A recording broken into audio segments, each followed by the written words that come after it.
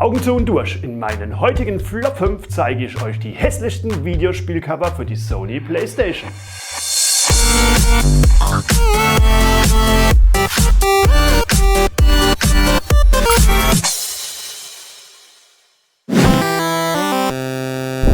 Mein Platz 5 ist vor allem eines: sehr irritierend. Was ist das für ein Stab? Macht er Blitze oder soll er mich einfach nur irritieren? Und wer hält diesen irritierenden Stab denn bitte? Sind das die Arme von Santa Claus? Was hat er damit vor? Will er irritieren? Ist dieser Stab schwer? Braucht er wirklich beide Hände dazu? Warum besitzt er diesen irritierenden, schweren Irritierstab? Lieber Weihnachtsmann, ich wünsche mir dieses Jahr nichts sehnlicher als Antworten. Ich bin sehr irritiert. Auf viversum.de, der spirituellen Lebensberatung im Internet, heißt es: In der Farbe Lila trifft Blau auf Rot, Männliches auf Weibliches und Frieden auf Krieg. Die Farbe Lila wirkt spannungsgeladen und unruhig. Passt also perfekt zum spannungsgeladenen Inhalt von Resident Evil 6, weshalb die Coverdesigner sich wohl auch mit Bezug auf viversum.de, der spirituellen Lebensberatung im Internet, für diese Farbe entschieden haben. Doch wo trifft hier Männliches auf Weibliches? Nun, vielleicht einfach in der riesigen Giraffe, die sich von einer jungen Frau genüsslich einen blasen lässt.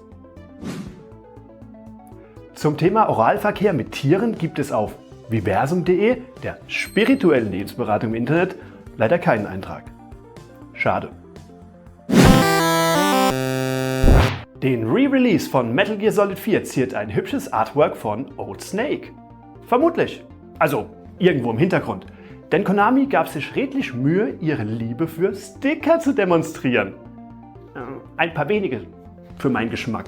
Denn wie sollten die Leute denn erfahren, dass es sich bei dem Best of PlayStation-Titel tatsächlich um einen echten Hit handelt? Ich hätte mir dann noch ein paar mehr Hinweise in Form von Stickern gewünscht. Zum Beispiel: liefert voll ab, macht, dass es untenrum nicht mehr juckt. Oder: in allen 4 Ecken soll Liebe drin stecken.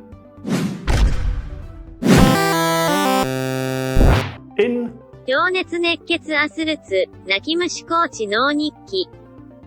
Da kommt der Sport zur Nebensache. Die Liebe zwischen Trainer und Schüler wird in einem der möglicherweise romantischsten Momentaufnahmen der modernen Kunst festgehalten. Innige Umarmung des Schützlings, der die starken, zarten Hände seines Trainers fest umklammert hält. Beide weinen. Sie stehen zu ihren Gefühlen. Zu ihren Gefühlen gegenüber dem Sport, dem Erfolg, aber vor allem zu den Gefühlen ihrer Liebe. Wenn dieses Cover sprechen könnte, was würden wir wohl hören? Vermutlich die tiefe Bassstimme des Trainers, der seinem Schüler ins Ohr brummt: Heute Abend fick ich dich. Ich weiß, raunt sein Schützling. Ich weiß. Mein erster Platz geht nicht an ein bestimmtes Cover, sondern an alle Cover des Low-Budget-Entwicklers Phoenix.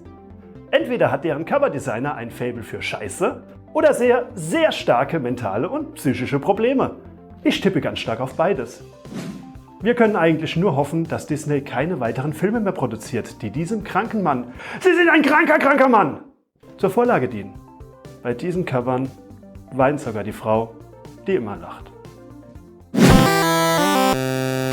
Wenn euch dieses Video gefallen hat, dann klickt doch auf Abonnieren und schaut euch weitere Videos von mir an.